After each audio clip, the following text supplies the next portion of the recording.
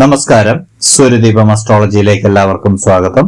നമ്മൾ ഇന്നിവിടെ സംസാരിക്കുന്ന വിഷയം ഉത്രം നക്ഷത്രത്തെ കുറിച്ചാണ്. ഉത്രം നക്ഷത്രക്കാരുടെ 2026 ജൂൺ 16 മുതൽ 30 വരെയുള്ള ഫലങ്ങളാണ് ഇവിടെ പറയുന്നത്.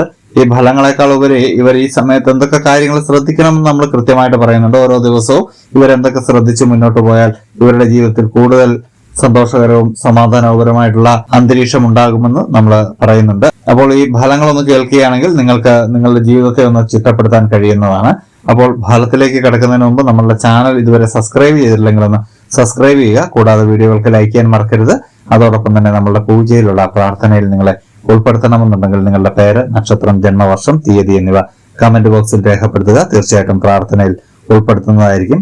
അപ്പോൾ ഫലത്തിലേക്ക് കിടക്കുകയാണ്.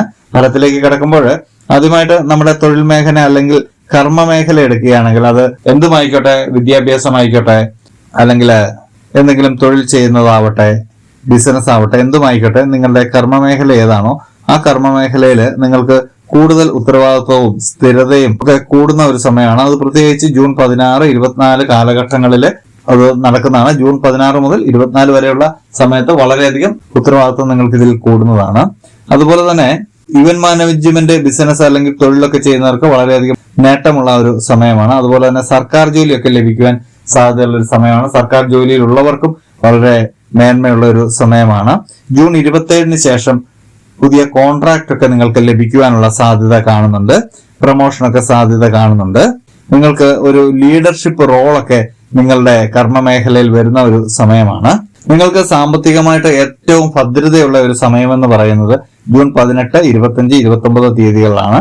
ഈ തീയതികളിൽ നിങ്ങൾക്ക് കൃത്യമായിട്ട് നിങ്ങളുടെ പണം വിനിയോഗിക്കുകയാണെങ്കിൽ അത് ഇരട്ടിപ്പിക്കാനുള്ള സാധ്യത വളരെയേറെയാണ്. ലോട്ടറി ഭാഗ്യമൊക്കെ നിങ്ങൾക്ക് ഈ സമയങ്ങളിൽ വരുന്നുണ്ട്. അതോടൊപ്പം തന്നെ നിങ്ങളുടെ വരുമാനത്തില് വർധനവുണ്ടാകുന്നുണ്ട്. ഒന്നിലധികം സ്രോതസ്സിലൂടെ വരുമാനം വരുന്നതാണ്. പങ്കാളിത്ത ബിസിനസ്സിലൂടെയൊക്കെ നിങ്ങൾക്ക് വരുമാനം ലഭിക്കുന്നതാണ്. വിവാഹത്തിലൂടെയൊക്കെ ധനലാഭം ഉണ്ടാകുന്നതാണ്. സ്ഥിര നിക്ഷേപത്തിലൂടെയൊക്കെ നിങ്ങൾക്ക് ധനലാഭം വരുന്ന ഒരു സമയമാണ്. നിങ്ങളുടെ സാമ്പത്തികമായിട്ട് ചില അവസരങ്ങൾ ചില ആളുകൾ തട്ടിയെടുക്കുന്നുണ്ട്. പ്രത്യേകിച്ച് ജൂൺ 21 നിങ്ങളൊന്ന് ശ്രദ്ധിക്കേണ്ടതുണ്ട്. ജൂൺ 21 നിങ്ങളുടെ സാമ്പത്തിക സ്ഥിതിയിൽ ചെറിയ മാറ്റമൊക്കെ വരാനുള്ള ഒരു സാധ്യത കാണുന്നുണ്ട്. അത് മറ്റുള്ളവരുമായിട്ടുള്ള ചെറിയ ഈ വാക്കുതർക്കത്തിലൊക്കെയാണ് അത് സംഭവിക്കുന്നത്. അതൊന്ന് ശ്രദ്ധിക്കേണ്ടതാണ്. കടം കൊടുക്കുന്നതൊക്കെ നിയമപരമായിട്ട് രേഖകൾ വാങ്ങിച്ചതിന് ശേഷം മാത്രം കടം കൊടുക്കുക. ഇല്ലെങ്കിൽ അത് നഷ്ടപ്പെടുന്ന ഒരു സാഹചര്യം ഉണ്ടാവുന്നുണ്ട്. നിങ്ങൾ കരാറുകളിലൊക്കെ എന്തെങ്കിലും ഏർപ്പെടുന്നുണ്ടെങ്കിൽ അതിൽ പങ്കാളിത്തം നിങ്ങളുടെ ഉറപ്പാക്കണം. അങ്ങനെയുള്ള രേഖകളിലൊക്കെ നിങ്ങൾ ഒപ്പുവയ്ക്കേണ്ടതാണ്. അതുപോലെ തന്നെ വിവാഹമാകാതിരുന്നവരുടെ വിവാഹ കാര്യത്തിലൊക്കെ ഒരു തീരുമാനമാക്കാൻ പറ്റിയൊരു സമയമാണ്. പ്രത്യേകിച്ച് ജൂൺ 17, 23, 30 തീയതികളൊക്കെ തിരഞ്ഞെടുക്കാവുന്ന ഒരു ദിവസമാണ്. ഗൃഹപ്രവേശനത്തിനൊക്കെ ഉത്തമമായിട്ടുള്ള ഒരു സമയമാണ് നിങ്ങളുടെ ഈ സമയത്ത്. ഇല്ലെങ്കിൽ ഭവനമില്ലാത്തവർക്ക് ഭവനം പണിയുവാനുള്ള ഒരു പ്രാരംഭ ഘട്ടമൊക്കെ നടത്താൻ കഴിയുന്നതാണ്. ദമ്പതികൾ തമ്മിൽ ധാരണയിലൊക്കെ ആകുന്ന ഒരു സമയമാണ്. പരസ്പര ബഹുമാനമൊക്കെ ഉണ്ടാകുന്ന ഒരു സമയമാണ്. നിങ്ങൾ ജൂൺ 20, 26 ഒന്ന് ശ്രദ്ധിക്കേണ്ടതാണ്. ചെറിയ കാര്യത്തിന് പോലും വലിയ വിമർശനങ്ങളൊക്കെ നിങ്ങൾക്ക് ലഭിക്കുന്ന ഒരു സമയമാണ്. അതൊന്ന് ശ്രദ്ധിക്കേണ്ടതാണ്. വാക്ക് പാലിക്കാതിരുന്നാൽ പ്രശ്നങ്ങളൊക്കെ ഉണ്ടാകുന്നതാണ്. അതുകൊണ്ട് വാക്ക് കൊടുക്കുമ്പോൾ അതൊന്ന് ശ്രദ്ധിക്കേണ്ടതാണ്.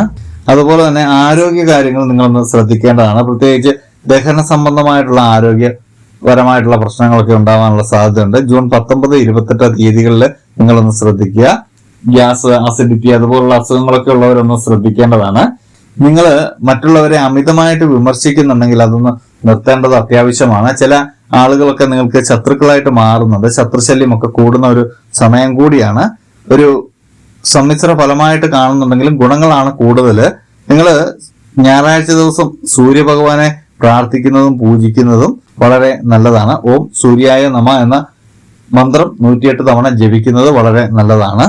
നിങ്ങൾ ഓറഞ്ച്, ചുവപ്പ്, മഞ്ഞ ഈ നിറങ്ങൾ നിങ്ങളുടെ വസ്ത്രത്തിൽ ഉൾപ്പെടുത്തുന്നത് വളരെ നല്ലതായിരിക്കും. ഇല്ലെങ്കിൽ ഈ നിറങ്ങൾ കയ്യിൽ കരുതുന്നതും വളരെ നല്ലതാണ്. ഇത് നിങ്ങളുടെ പോസിറ്റീവ് എനർജി കൂട്ടുകയും ജീവിതത്തിൽ വലിയൊരു മാറ്റം കൊണ്ടുവരാനും ഈ നിറങ്ങൾക്ക് സാധിക്കുന്നതാണ്. അപ്പോൾ ഇത് മറ്റ് മതസ്ഥരാണ് കാണുന്നെങ്കിൽ അവരവരുടെ ദൈവത്തിൽ വിശ്വസിച്ച് മുന്നോട്ട് പോകുക, പ്രാർത്ഥനയോടെ മുന്നോട്ട് പോകണമെന്ന് മാത്രം.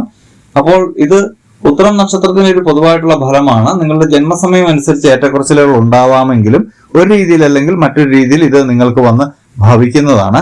അപ്പോൾ ഇതുപോലെയുള്ള അറിവുകൾക്കും വിശേഷങ്ങൾക്കുമായിട്ട് നമ്മുടെ ചാനൽ ഒന്ന് സബ്സ്ക്രൈബ് ചെയ്യുക. ഇനി മറ്റൊരു വീഡിയോയുമായിട്ട് നമുക്ക് വീണ്ടും കാണാം. നന്ദി, നമസ്കാരം.